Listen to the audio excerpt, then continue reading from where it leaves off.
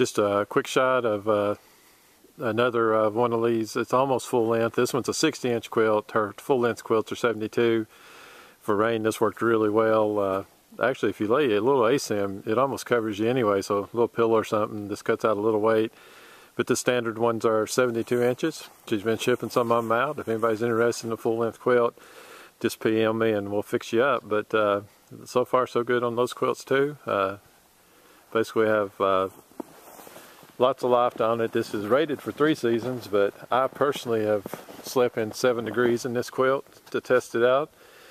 And we don't know what it got to last night, but we just now found our digital thermometer and it was in a warm place, so we're letting it go down. But we're assuming we know it was low teens, we just didn't know if it got to single digits. So and I was fine. Yeah, and it was fine top and bottom. Probably a little too hot, but we'll fix that tonight. We're on our second morning, or our first morning here. It's our second day. What I did with my tarp, as you can see, is kind of built a snow berm. Hammock tarps are open on both ends, so we built a snow berm on each side to kind of give it a snow cave type feel to it if you want to look under here.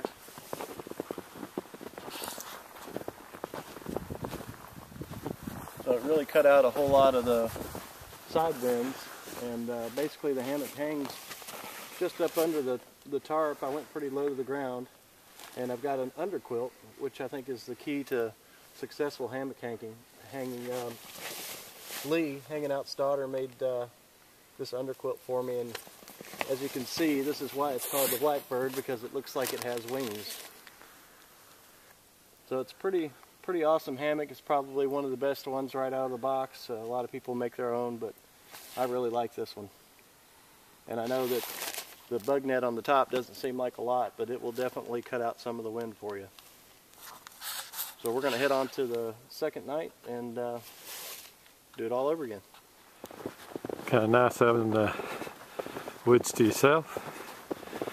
As you can see, snow's been here for a few days. Nobody's been out here. Kind of like having this whole place to ourselves. Are we there yet? Not yet. This is the Savage Gulf. We're on our second day hiking along the rim today. Yesterday we hiked along in the woods through the plateau. This time we're hiking along the rim. A little over 5 miles to the second camp. We are just enjoying it and taking our time. Another overview of Savage Gulf. We're somewhere along the North Rim Trail, headed back toward the ranger station. We're going to camp at Savage Gulf Campground tonight, or the camp area, which is about 2 miles from the ranger station. Another view along the other side of the rim. Some of the pictures we took earlier along those bluffs that you see on the other side. Basically we come along that rim and we're circling back around and down into the Gulf near the falls. It's been an absolutely beautiful day.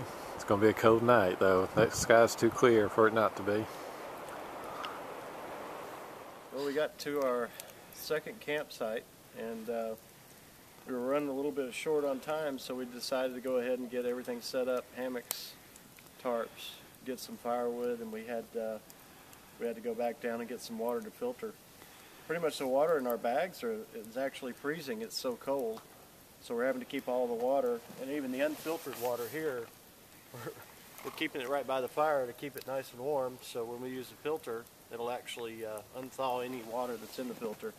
But it's been a beautiful day. We're both tired, and this is kind of our last bit of our fire here, and I think we're going to get ready to turn in. But what temperature are we at? We're at 15 right now, so I think we'll see singles tonight. Yeah, 15 degrees, so it'll be... It's about 7 o'clock, so yeah. 15 at 7, if it keeps that trend in the morning, it'll be singles. Yeah, easily. 12 degrees at about 8 o'clock. I think we're going to make our single digits. This is going to be interesting to see how cold it gets tonight. What you're seeing up there is the moon and a clear sky. We just checked the thermometer, 12 degrees at 8 o'clock. No snow. Woohoo. No snow finally. It's going to be a cold night, but after last night, don't think it's going to be an issue, but it'd be a great test for lease quilts. We decided to keep the fire going a little while. Nothing like a great fire at 12 degrees. Smoking boots. And we're going to drink a little bit more liquid of a couple different types and probably crash around 10 o'clock. It's about 9:30. Going to turn in. It's 10 degrees now. I'm sure early in the morning it's going to drop on down. I hope don't have to get up. If I do get up, we'll check it.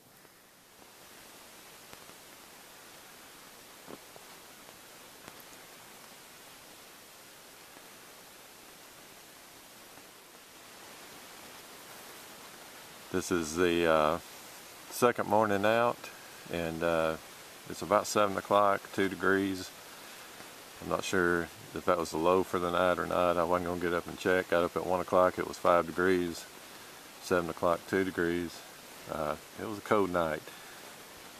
The quilts held up really well, and everybody was warm and toasty. But it was definitely a cold morning.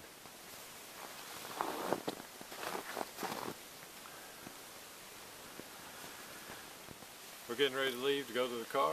We got down to 2 degrees at 6 o'clock or 6:30. Not sure if it got any lower than that night, but we broke camp very quickly. It's been a great trip. Probably one of the coldest camping trips I've been on in a long time for sure. I can't remember if I've been down to 2 degrees in Tennessee or not. But some scenery shots on our way out.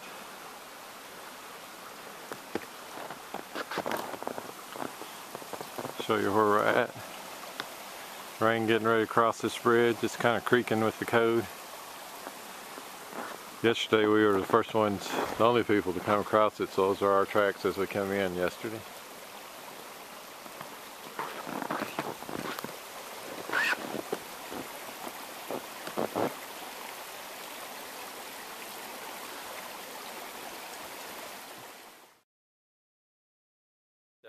To camp tonight. Right now I want to take a couple minutes to show you some things that have worked so far. It's probably high teens, low 20s right now. One of the things that I highly recommend is some kind of wrist warmer. My hands have been warm, actually hot. I've dipped them in the snow a couple times. I think the combination using hiking sticks with these wrist warmers has really worked for me, even in these colder temperatures. My daughter Lee made them for me. Held some Merino wool, and I love them. If you're having to work in the snow and stuff, I go to some other gloves, but for just hiking on the move, these work great.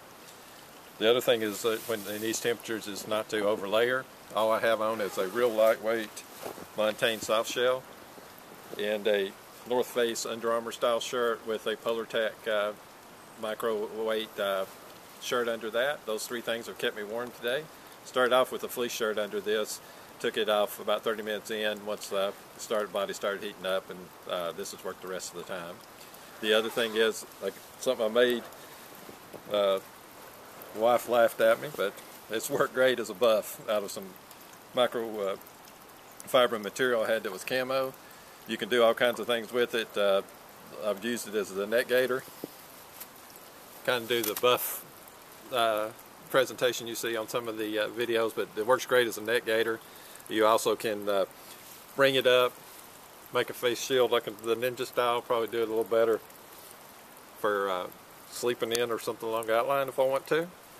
I can also just bring it up over my head. The other thing I like about it and the way I've used it the most today is actually making a beanie out of it. My Smart Wool cap is real thin, but it still get too hot. So you can just kind of twist this, roll it over, and this has been probably the best piece of DIY I've had so far today. And I got me a nice kind of beanie. You can also make a bandana, skull cap, whatever you want. But this has worked out really well today. On the bottom half I'm using some, I believe these are level 5 soft shell pants that I'm usually not big into the camo from just my hiking stuff, but these work great, man. They seem to regulate the temperature really, really well. Got nice big cargo pockets. Also vent, as you can see I'm venting right now with the zippers. that keeps it cooled down. Probably one of the best investments I've made for cold weather hiking.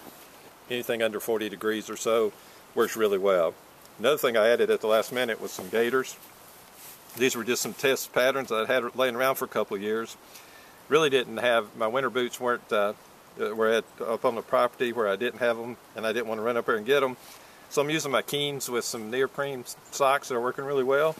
And these gaiters are made out of some cheap material that has kept my feet and everything warm and dry. There's a rubber band on the bottom. It's kind of a slingshot band that's holding them on with some shot cord.